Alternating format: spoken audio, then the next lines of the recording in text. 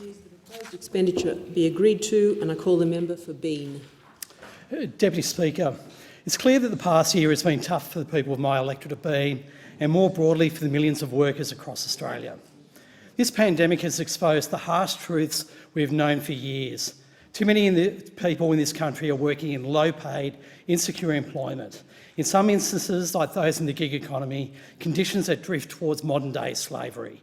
Too many are in labour hire or casual employment.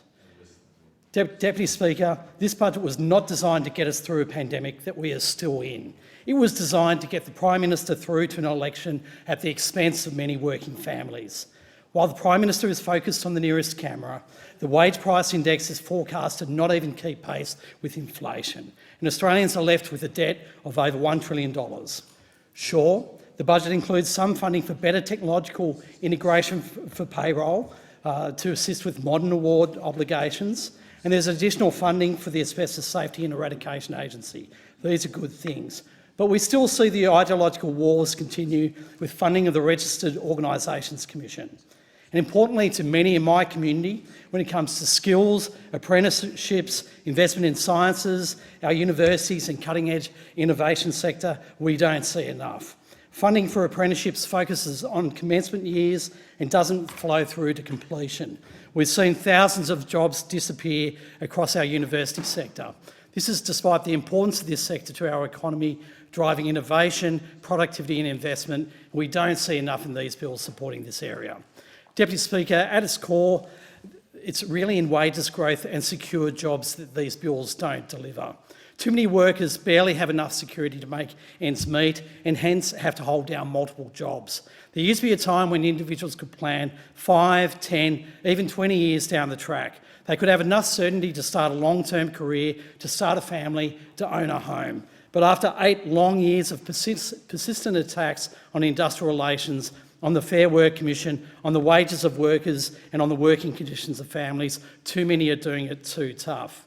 There was a time, Deputy Chair, decades ago where both sides of politics respected the livelihood and wages of workers and were not driven by an emphasis on profit and self-interest. But today we have a government that is cutting workers' pay firmly in their DNA. Remember, we had the former Finance Minister noting this as a design feature of the government's approach to wages policy. The vision outlined in this bill for Australia is one where millions of Australians struggle to pay the bills and take care of their family, where millions of people are left behind. Remember, Deputy Speaker, it was Labor and the union movement that pushed hard on a wage subsidy last year. We got JobKeeper, but the government had to be dragged to kicking and screaming to support that program. But even before COVID-19, the growth in insecure work and wage stagnation were major issues for Australian workers and our economy. And remember the government's IR bill, a bill that promoted casualisation and limiting the Better Off Overall test. It's an absolute disgrace that this government expects workers to sacrifice more and more their conditions than when they've already lost so much. And rather than taking this opportunity to learn the lessons from COVID-19 and dealing with the twin problems of insecure work and flatlining wages, some of the measures contained in the government's proposed laws did the opposite. This government believes that Australians should be thankful for having jobs regardless of the circumstances. Labor, on the other hand, believes that Australians who work hard at their jobs should be rewarded, not have their pay and hours cut. This place and this budget shouldn't make it harder for them to get ahead. We should make it easier. This is a government led by a Prime Minister who refuses to take responsibility. He doesn't hold a hose. He says it's not a race. He's only interested in saying whatever it takes to score political points. And in the meantime, working families pay the price for his failure to act and his failure to plan.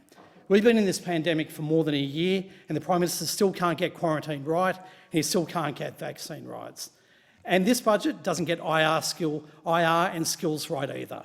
I asked the Minister here representing the Minister for Industrial Relations, is this budget your government's answer to the problem of insecure and low-paid work? Are these bills the answer to the skills crisis in Australia? What do you say to the workers of Australia trying to get ahead when their wages are forecast to be cut against inflation? And is this your thank you to the workers who are working hard to get us through the pandemic?